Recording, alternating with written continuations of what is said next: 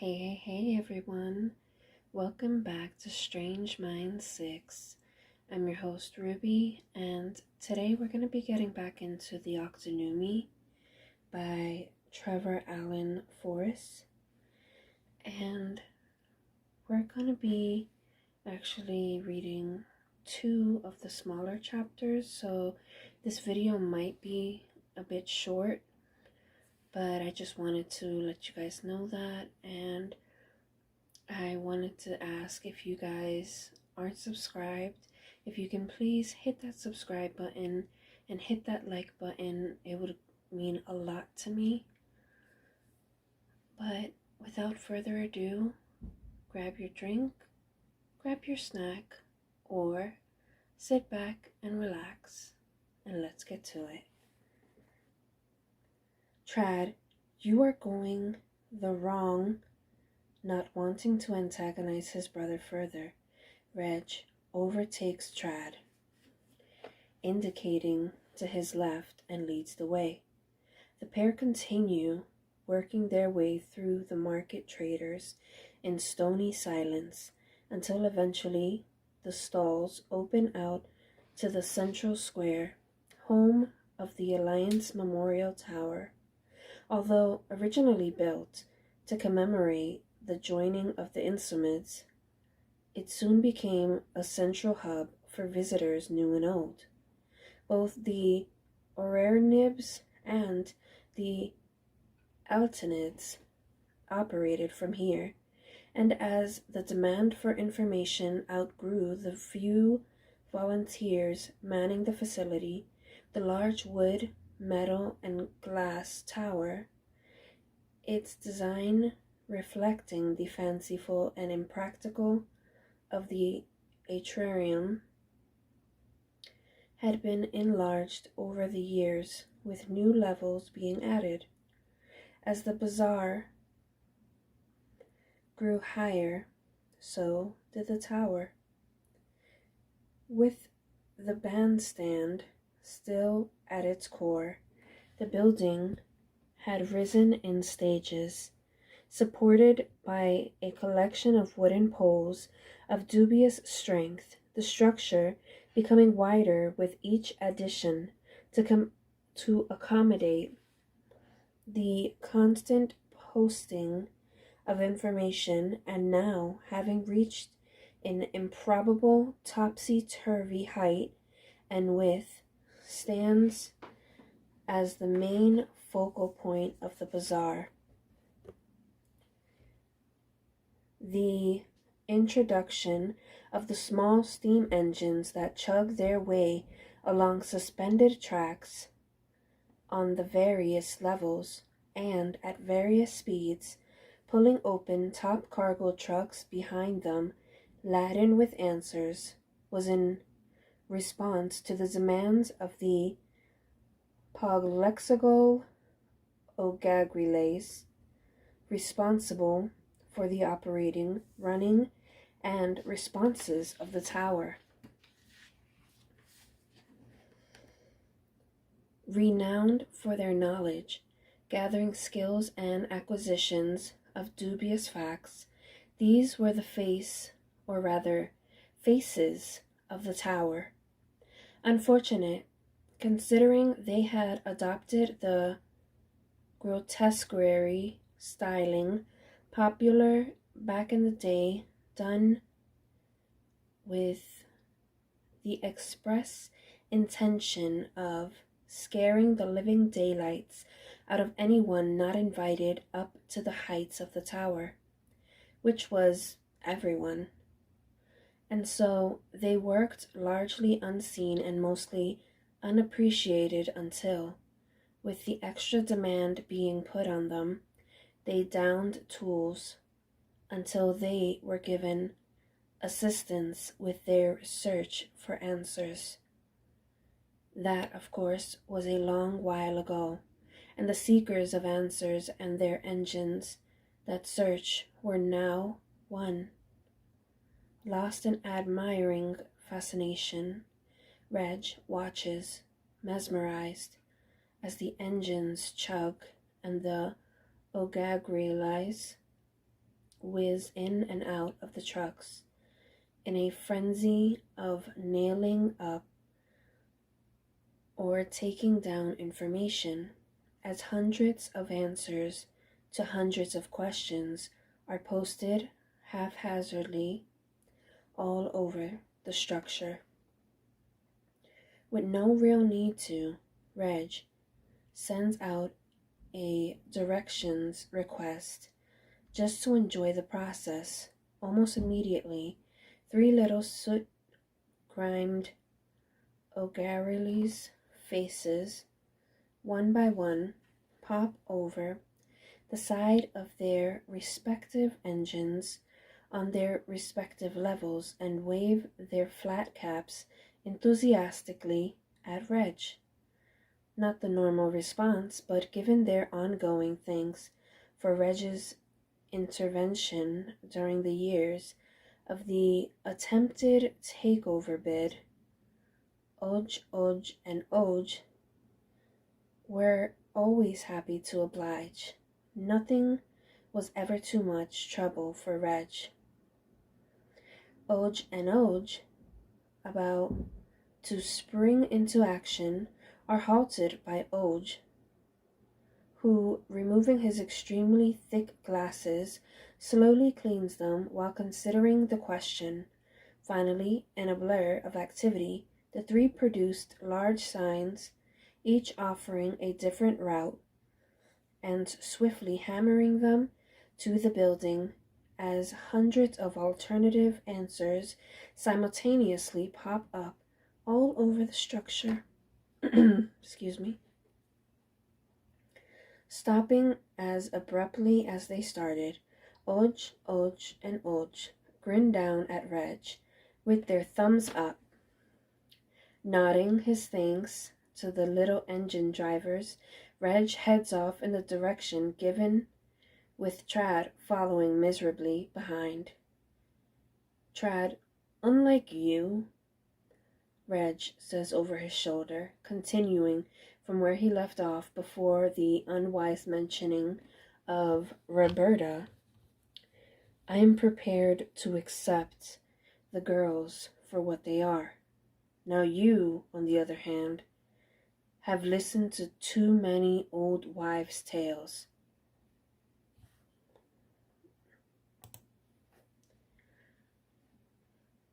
An approaching family group of Boglins out for the day, nod their greetings to Reg, and then, alarmed at the sight and smell of Trad, horridly gather their children and shoo them in a different direction. Really? Really? You are complaining about the smell? Trad fires at them as they pass, a trail of yellow, putrid fog hovering in their wake. Trying to dispel the choking stench, Trad frantically waves his arms as Reg disappears behind a billboard and into the depths of the bazaar to the right. Yes, Reg continues, as Trad catches up with him. They have been judges, advisors, confident. And yes, they can be harsh, but you know they are always fair and their decision is final. If you have asked for their help, but do not like the answer, well, Reg shrugs. That's bewitchers for you. Yeah, they be witches all right. Trad smiles at his little joke. And that's how it starts. A slight mispronunciation. And again, with the old wives' tale, bewitchers are excellent in the art of persuasion, which I agree they have not always used for the good of the people who have asked for their help. But that's the drawback of lying to a witch, Trad reiterates. Bewitcher, Reg repeats. If you ask for their help, and they can see that the intent of your wish will bring harm to others, or is not for the greater good, then your request will come back on you tenfold, and it is that which people hold against them. And he adds, glancing at Trad, the Fae, the ones you have such faith in, the ones who thrive on mischief, have taken these stories and blown them out of proportion.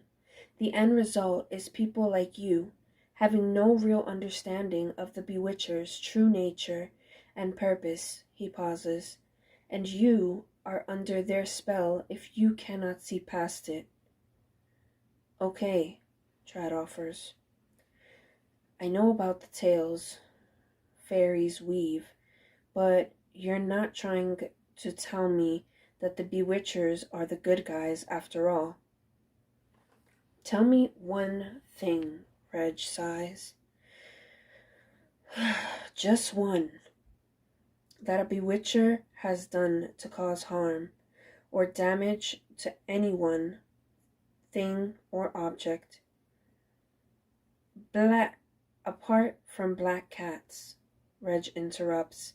That's a whole other story. They're responsible for loads of stuff, Trad insists. Responsible or blamed? Reg asks. How much credit do they get for the good stuff, huh? Think carefully, Trad, because I think you will find that throughout history, they have always been completely unbiased in their thinking and actions. They do not take sides, they can't. They do not lie, they can't.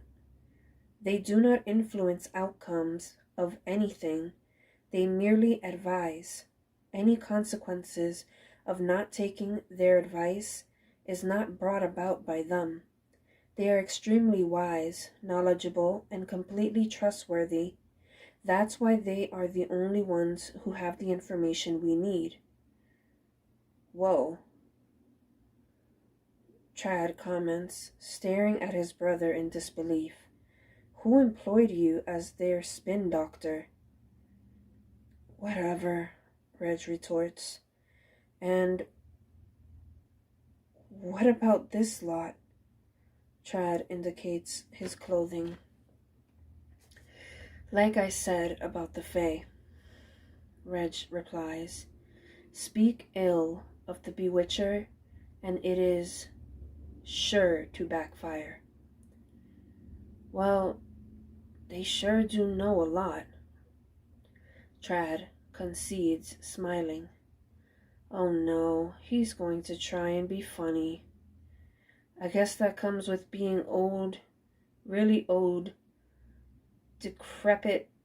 7 Kibon stems fall in succession onto Trad's head, exploding on impact, sending their colorful, though pungent contents slithering down his face and neck, instantly clamping his hands over his mouth and nose. Reg, attempts to stop himself, retching at the smell. The distant voice of a juggling Lavid, the tallest race to inhabit the intimates, made up mostly of leg and standing some 10 feet tall, flat-footed, and the only beings to juggle with Kibon stems, on account of the expertise required, mutters his apologies from above as he strides by, the skill of the practiced Kibon stem juggler lying not so much in the synchronized aerodynamics, but more in not breaking the frankly quiet, breakable outer skin. It maintained It was a matter of respect between performer and prop that the keyboard stems stayed intact. Given the right circumstances, they could apparently withstand great pressure should they wish. Slowly, wiping the dripping, putrid slop of many colors from his eyes, Trad stares hopelessly at his brother. Oh my, Mr. Regis, the smell. Please, please move. Come on, Reg mumbles, still covering his mouth. We're nearly there. Throughout the Octunnumi, there are many diverse insomeds. There are many unusual insomeds, and there are many diverse and unusual beings within these insomeds. However, Trad and Reg observe as the winding lanes open up into a courtyard.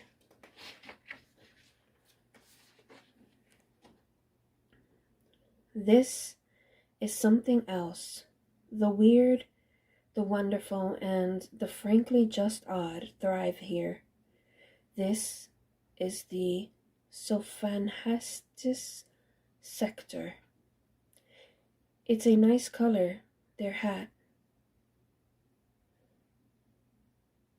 It's a nice color, their hair. Trad says as a group of highly glossed, manicured, and coiffured individuals, placing their delicate hands over their painted mouths, swerve to avoid him. This again. What? Reg, ahead of him now, deciding that perhaps with Trad's current condition, it would be better to continue along the back lanes. Tries to keep a few steps ahead of him in order to be able to breathe. I've always liked the color. It's black. It's black, Reg calls. But each one of them has a different color black. Just a slight tinge of orange or purple or green. Yes, they do. Wow. I can't say I've really noticed, Reg comments. Well, you do have to really look. And they smell really good, Trad adds. You know, all that lang lang, rose and lemongrass. And be really close. Well, Trad? Reg smiles. It seems to me you have a bit of a soft spot for them after all. I suppose they are fundamentally good, Trad sighs. All the charity work and stuff. This is it, says Reg as he stops and looks across at the imposing building ahead of them. Whoa! Trad gives a low whistle. The impressive building that houses the amazing trading emporium also holds the exceptional and at the same time problematic stature of being one of the few buildings that straddles two insomens and so is afforded a certain glow, a certain draw. Exceptional because there is no single access point from one insomed to the other. The whole building is the access point. Problematic as the two insomeds in question here are those of the Octunnumi and Fethris. Of course, there are other ways and other gateway points, ones that open insomeds into an event. Certain open-air markets, for example, along with the mobile insomeds, mostly associated with music festivals, circuses, fairs, and other such non-permanent entertainment, these being activated as and when needed. And then there is, of course, Parliament and the theater, the two almost being indistinguishable from each other, a particular draw to an insomid valider. But this is something else. This place, it's one of a kind. I take it, Reg comments without looking. You are back to your normal self now? A cursory glance at him, and Trad confirms that he is indeed mess-free. How did you know it had all gone? He asks. Because so has the smell, Reg replies, and heads for the door.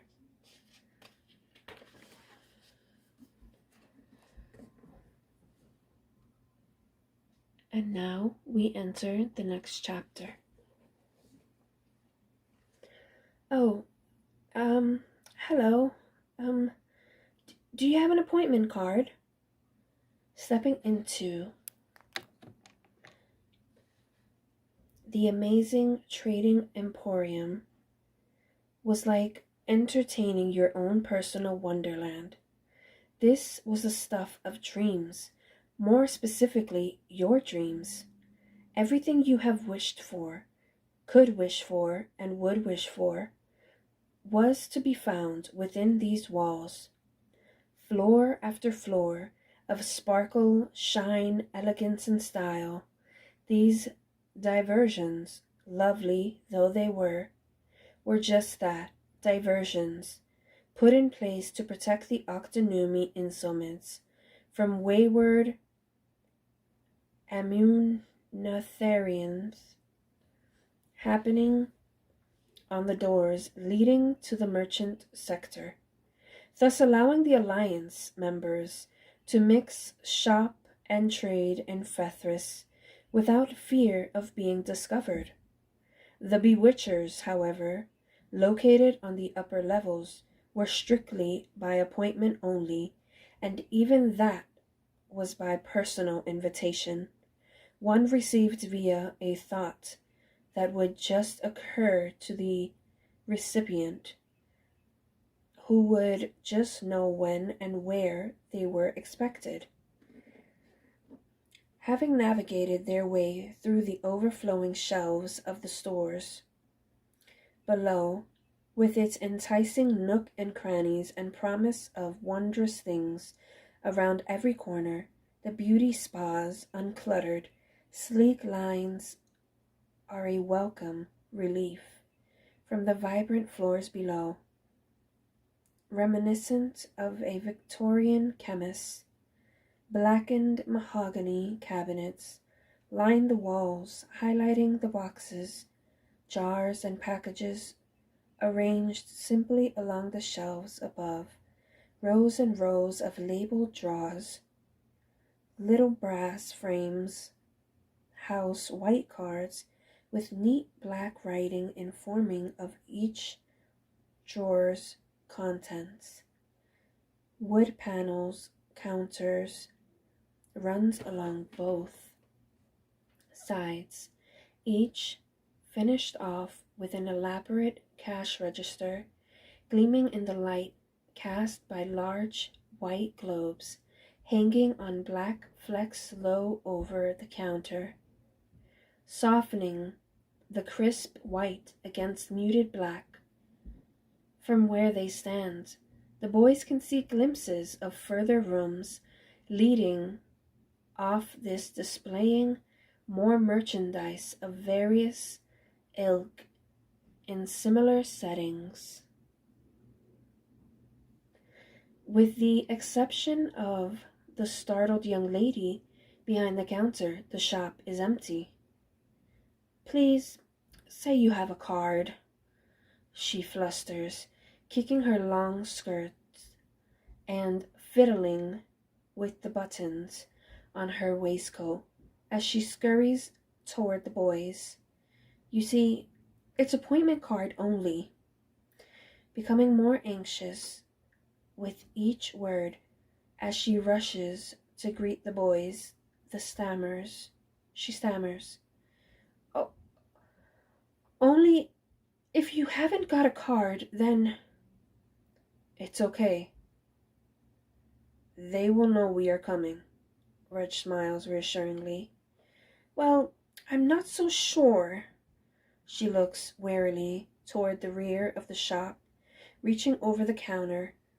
Trad places his hand gently on her forearm. It's fine, really, Miss Clara, she breathes, relaxing into Trad's gaze. My name is Clara. Clara Radley. A Munarithian, just 17, currently on the obligatory work experience from 6th form, had never dreamt when first told of her assigned placement as retail assistant that it would be so fascinating. The title alone, frankly, not cause for celebration. Her first day, however, had dismissed any doubts she may have had, instantly feeling at home. Even the odd clothing not fazing her, welcomed by 3 sisters who were quite frankly the most beautiful women she had ever seen. So kind and considerate. Although some visitors would have her believe differently, Clara had always found them fabulous, and the shop, obviously she had been aware of the place. Who didn't know of it? It was a landmark.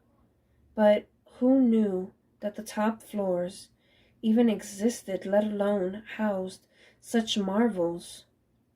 The atmosphere was charged, vibrant, and yet none of her friends had a clue where she was working, even maintaining that they could not find the place when she asked them to pop by. The only person who so far had managed to find her was her mother, and then by apparent accident. And the products, well, they were verging on the magical. The stuff they gave her for her little sister's spots had taken immediate effect, and as for the fashion, the furniture, who knew retail would be so rewarding? Each day she felt as if she was entering another world. Clara, such a lovely name. Trad's smile interrupts her thoughts. Taking her hand in both of his, leaning a little closer. I am Trad, he adds, and this is my brother, Reg. Clara's gaze not moving from Trad's eyes, he continues, we are really good friends with... Trad hesitates, unable to say the words. The girls. Reg finishes for him, quite sure that Clara neither sees nor hears him. Yes, them. Smiling his best smile at Clara, who responds with an involuntary giggle. And I am sure that we do not need an appointment or a card, he adds, slightly bemused by the notion. But if I may, and if I'm wrong, then how about I take you out for a coffee by the way of an apology? And so it begins, says the narrator. Waving his hand in front of Clara's face to prove a point, Reg tuts in the now certain knowledge that she is completely unaware of his presence. But what if they are expecting you? She asks, suddenly concerned. Will you still take me out? I would be honored. He offers a slight bow. Spontaneously, Clara leans forward and kisses him quickly on the lips. Unbelievable! Rolling his eyes to the ceiling, Reg lets out a deep breath of utter disbelief. I really don't know how he does it. Okay then. Trad straightens up, the gesture even surprising him. He could sell snow to the Eskimos. Clara beams at Trad while pointing to the large door at the back of the shop. And as we all know, they do not need any more of that. Shall we? Trad says, grinning at Reg, as they turn, leaving the starry-eyed Clara waving dreamily to Trad from the counter. Mind you, with the current rapid climate change. I know what you are doing, Reg glances at his brother as they head towards the treatment rooms. You do? Yes, he does. Yes, you are trying to find Taj. Not so. Huh? Really? So what was that? Reg asks, looking back at the still waving Clara. That, Trad stresses, was just checking that it was not Taj. And I suppose kissing is part of the process. Is it, Mr. Regis? Huh? Reg nods. And you have to kiss them to know that, do you? Well, technically, she kissed me, but yep. Trad smiles. It's the only way. I'm really sure it is not. Yeah. Sure. Reg smiles back as he opens the door to the treatment rooms. And that is where we are going to leave it for now, my dear friends. And I do apologize if you guys hear the sirens. It is raining terribly over here. But yeah, if you can, please give this video a like. And if you haven't already, please subscribe. It would mean a lot to me. And with that, this is Ruby, signing off.